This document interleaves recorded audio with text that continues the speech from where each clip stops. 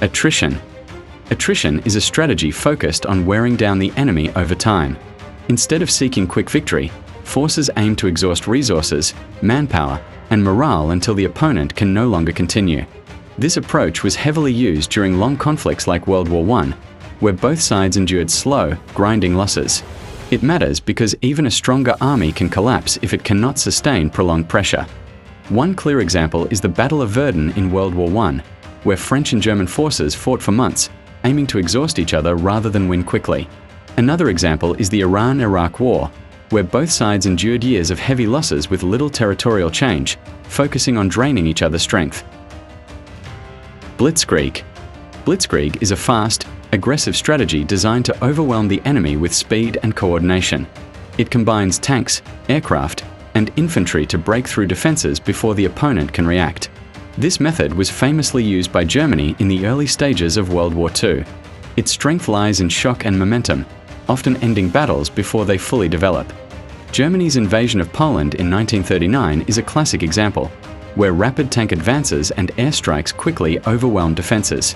Another example is the Battle of France in 1940, where German forces moved swiftly through the Ardennes, bypassing strong defenses and forcing a rapid secouthon of French resistance. Guerrilla warfare. Guerrilla warfare involves small, flexible groups using surprise attacks, ambushes, and hit-and-run tactics. It is often used by weaker forces against larger, conventional armies. Fighters rely on local knowledge and civilian support to survive and strike unexpectedly. This strategy has been effective in many conflicts, including the Vietnam War, because it avoids direct confrontation. The Vietnam War provides a strong example, with Viet Cong fighters using ambushes and jungle terrain to counter a stronger US military.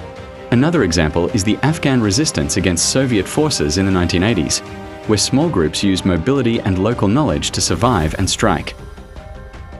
Siege warfare. Siege warfare focuses on surrounding and isolating a fortified position such as a city or castle.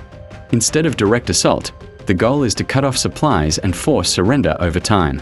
This method dates back to ancient times and was common in medieval wars. It highlights patience and control, turning time itself into a weapon.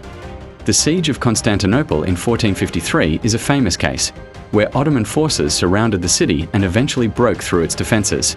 Another example is the Siege of Leningrad during World War II, where German forces encircled the city, cutting off supplies for an extended period.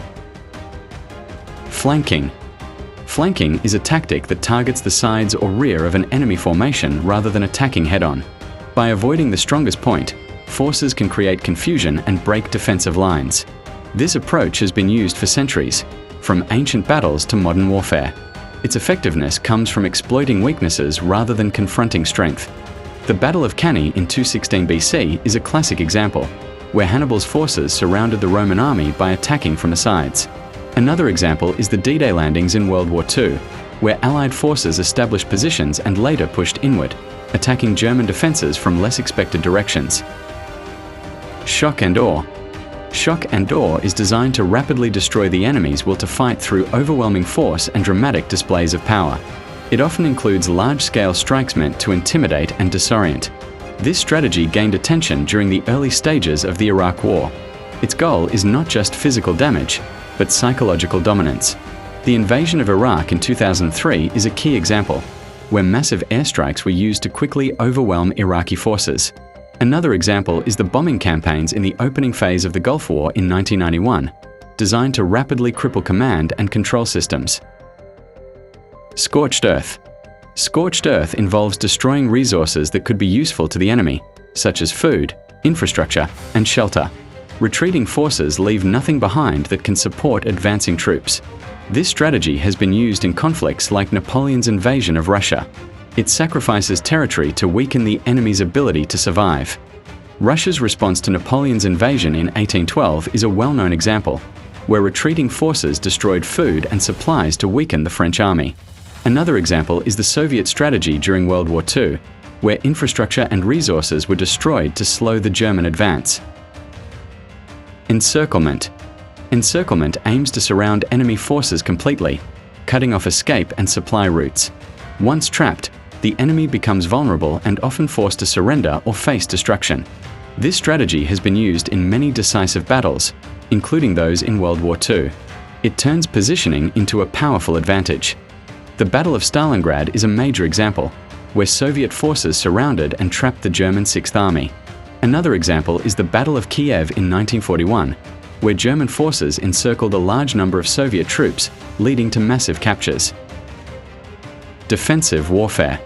Defensive warfare focuses on holding positions and resisting enemy attacks rather than advancing. It often involves fortifications, barriers, and careful use of terrain. This approach can conserve resources and reduce risk, especially when facing a stronger opponent. Its importance lies in stability and endurance. The Battle of Britain in 1940 is a strong example, where the United Kingdom focused on defending against German air attacks. Another example is the use of trench systems in World War I, where armies held positions and resisted advances for long periods. Total war. Total war expands the battlefield beyond soldiers to include entire societies. Governments mobilize all resources, including industry and civilians, to support the war effort. This strategy became prominent during the World Wars. It changes the nature of conflict by making every part of a nation involved. World War II itself is a clear example, where entire nations mobilized industry, civilians, and resources for the war effort. Another example is World War I, where economies and populations were fully directed towards sustaining the conflict. Psychological warfare. Psychological warfare targets the enemy's mind rather than their physical forces. It uses propaganda, fear, misinformation, and intimidation to weaken morale. This strategy has been used throughout history, from ancient deception tactics to modern media campaigns. Its power comes from influencing decisions without direct combat. During World War II, both sides used propaganda through radio and posters to influence morale and perception. Another example is the use of loudspeakers and leaflets during the Korean War to encourage enemy to surrender. Divide and conquer. Divide and conquer involves breaking a larger enemy into smaller, weaker parts. By preventing unity, forces can defeat opponents one by one. This strategy has been used since ancient times by empires expanding their control. It relies on strategy and timing rather than brute strength. The Roman Empire often used this strategy by forming alliances with certain tribes to defeat others one at a time.